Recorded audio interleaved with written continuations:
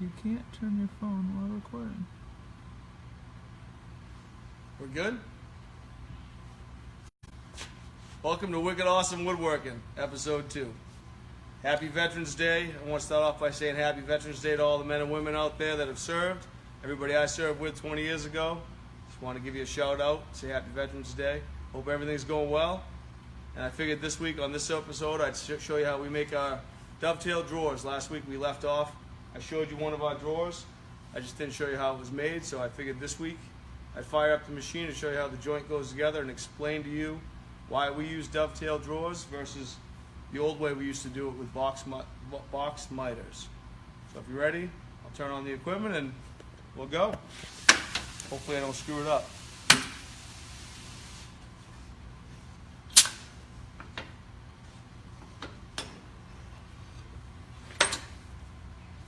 Hold down's on.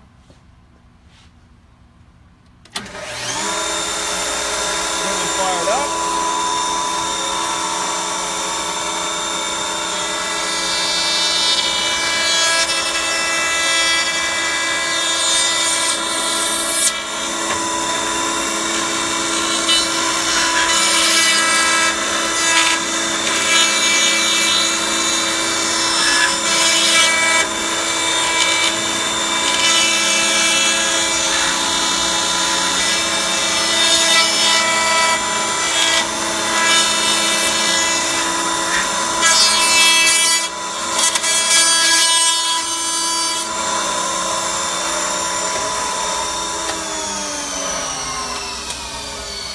Usually there's a vacuum going with that, but for this short little segment we figured the sound would be annoying, so I didn't fire it up.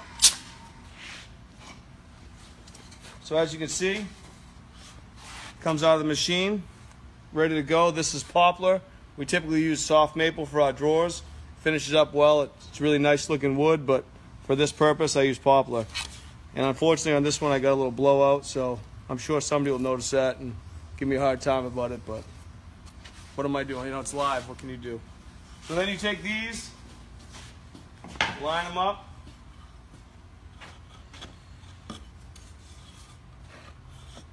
Like that.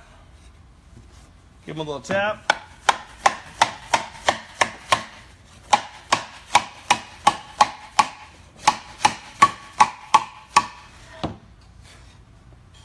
That's a dovetail drawer joint. Went together pretty well. Not bad. First time on video, I guess. So we use these for our drawers. We like them better than the old way we used to do them, was with a Baltic birch plywood with a box joint on it, where you just did a 1/4-inch dado and you put them together that way. This is a nice drawer. We did them like this for about 10 years, and then we made the switch to dovetail because we thought it was a better joint. It looked a little bit nicer, and a little more quality is what we were trying to achieve with our boxes, and so we went with, we switched over to this type.